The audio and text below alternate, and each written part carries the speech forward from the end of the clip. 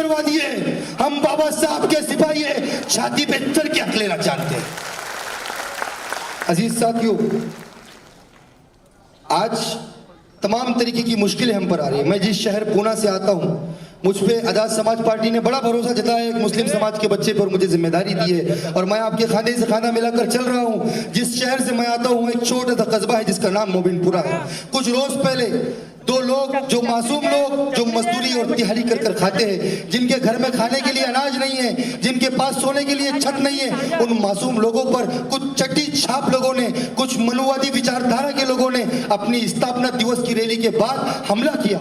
4 दिन आजाद समाज पार्टी और मैं खुद रहनुमाए भारत एडवोकेट चंद्रशेखर आजाद की हुक्म पर, हिदायत पर पुलिस से, प्रशासन से बात करता रहा। 4 दिन लग गए हमारी FIR दर्ज करवाने के लिए। हमारी मांग थी कि वहां BNS 109 की जो कलम है, जिसे हम अटेम्प्ट टू मर्डर कहते हैं, जिसे हम 307 IPC कहते हैं, मैं खुद एक प्रैक्टिसिंग एडवोकेट हूं, उसको दाखिल करना चाहिए। लेकिन वो लोग इंतजार कर रहे थे कि किसी गरीब मुसलमान की जान निकल जाए, हमारा खून सड़कों पे पानी की तरह बहा दिया जाए, उसके बाद भी हमारी झोली में इंसाफ न डाले। लेकिन वो लोग याद रखें, और सरजमीन पूना के प्रशासन को, इस पावन जमीन नागपुर से कहना चाहता हूं, अपने रहनुमा मेरे कायद एडवोकेट चंद्रशेखर आजाद की सदारत में कहना चाहता हूं कि हम नीले झंडे वाले हैं, हम भीम आर्मी वाले हैं। अगर इंसाफ सही तरीके से नहीं मिलता है तो संविधान का इस्तेमाल करके हम पुणे को नीला करने का भी काम करेंगे। अजीज साथियों, इस तरीके के तमाम हादसात मुल्क अजीज के अंदर, मुल्क रियासत अजीज के अंदर दोहराए जा रहे हैं, लेकिन इसके अंदर मेरा और आपका कर्तव्य क्या है, मेरी और आपकी जिम्मेदारी क्या है? हमसे सोमनाथ सूर्यवंशी की लाश सवाल पूछ रही है, हमसे मनीषा वाल्मीकि का लूटती हुई इज्जत सवाल पूछ रही है कि तुम और मैं क्या कर रहे हैं। अफसोस, सदा अफसोस कि हम नारे लगाने में रह गए। अफसोस, सदा अफसोस कि हम बड़ी बड़ी बातों में चले गए। हमने खुद के कैरेक्टर को नहीं समझा, हमने महापुरुषों के मिशन और मूवमेंट को नहीं समझा।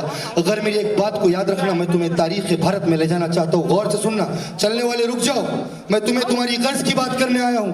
मैं बेटा हूँ तुम्हारा, तुमसे इत्तेहाद की भीख मांगने आया हूँ। सुन लो और मेरी बात को समझ लो।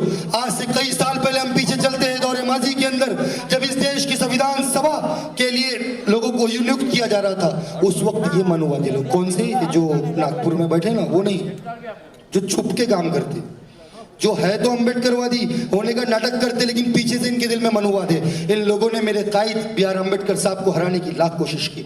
उस वक्त हम बंगाल के मुसलमान थे, हमने आवाज दी कि बाबा साहब आइए, अपने खाने पे बिठा के संविधान सभा भेजेंगे हम लोग।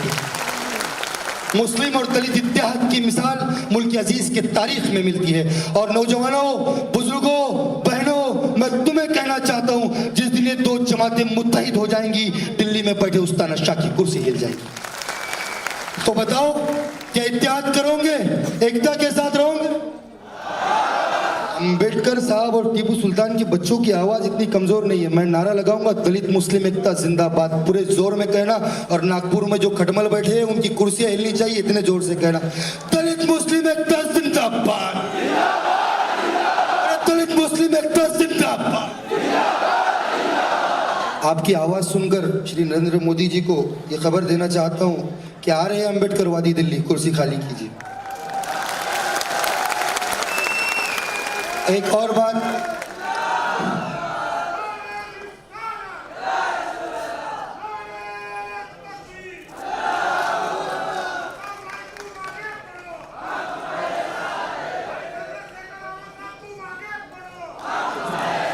अजीज साथियों, दोस्तों, बुजुर्गों, हम यहाँ चंद्रशेखर आजाद साहब की क़यादत और उनकी मोहब्बत में जमा हुए हैं।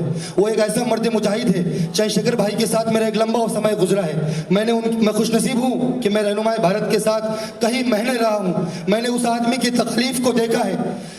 जब NRC के वक्त में मेरा साथी सैफ आफ्ताब यहाँ बैठे हैं, जब हम लोगों को जेल में डाल दिया गया, उस वक्त हम लोग निराश थे, हम रोते थे, हम बिलबिलाते थे और अल्लाह की तरफ देखकर दुआएं करते थे कि ऐ खुदा, आने वाले वक्तों में क्या मुल्क अजीज के अंदर हमारा वजूद होगा।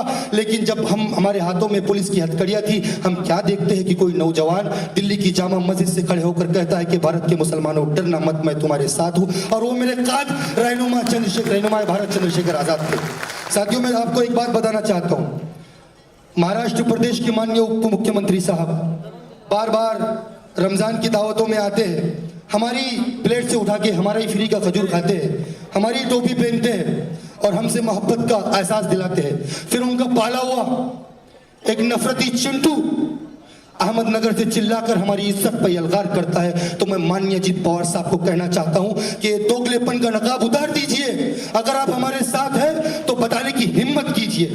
ये दोगली सियासत है साथियों, जो एक वक्त हमें अपना हामी व नासिर बताते हैं, दूसरी वक्त हमारे खिलाफ साजिशें करते हैं। समझना तुम्हें है कि सच्चा दोस्त कौन, सच्चा दुश्मन कौन।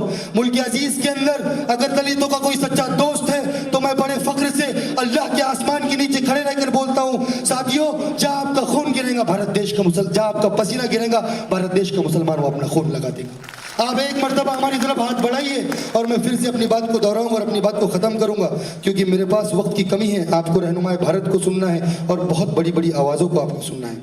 भीम आर्मी गरीबों का सहारा है, डूबतों के लिए एक किनारा है, मजलूमों के लिए एक रास्ता है। और आप तमाम लोगों को इस अजीम मंच से मैं दावत देता हूं कि आप आइए और भीम आर्मी की क़यादत को मान लीजिए। अगर आज भी तुमने इस आंधी के इशारे को नहीं समझा तो आने वाला वक्त तुम्हारे बच्चों का मुस्तकबिल, तुम्हारा अपना मुस्तकबिल, मुल्क अजीज का मुस्तकबिल, इस देश के संविधान का मुस्तकबिल, मेरे और आपके अधिकार, मेरे और आपके हुकूक सब खतरे में। आज क्या कुछ नहीं किया जा रहा है। आज दीक्षा भूमि पर भी ये लोगों ने नजर की लड़ाई थी। कभी ये हमारे पूना के सांस्कृतिक भवन अंबेडकर भवन की तरफ नजरें गड़ाते हैं, कभी ये वकाफ का कानून ला के गरीब मुसलमानों को दबाने का काम करते। आदरणीय सुमित भाई अभी बता रहे थे कि गढ़चिरौली के अंदर कई आदिवासियों को दबाने का काम करते। साथियों सिंपल सा कंसेप्ट है, मान्यवर काशीराम साहब ने समझाया। ये जो पेन है देख रहे हो उस पेन को, इसका जो ढक्कन है ये 15% लोग हैं, ये हम पर हुकूमत कर रहे हैं। और असल में 85% हम ये पेन है, हम सारा समाज है, बहुजन समाज, दलित, मुस्लिम, अल्पसंख्यक, क्रिश्चियन, आदिवासी।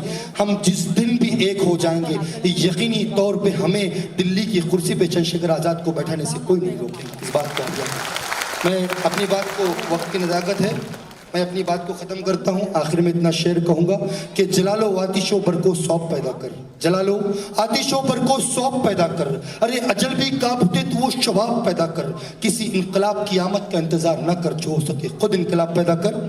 मेरे साथ जोर से एक मरतबा नारा लगाइए, आज़ाद समाज पार्टी जिंदाबाद, भारतीय संविधान जिंदाबाद। व आखिर उद्दान अल्हम्दुलिल्लाह रब्बिल आलमीन। जय भीम, जय भारत, जय संविधान।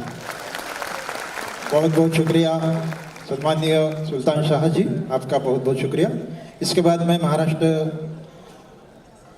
प्रदेश कार्यकारिणी के आज़ाद समाज पार्टी के सम्माननीय जुगर जी मेमन साहब, इनसे विनती करता हूँ कि वो अपना मार्गदर्शन अल्प शब्द में करेंगे।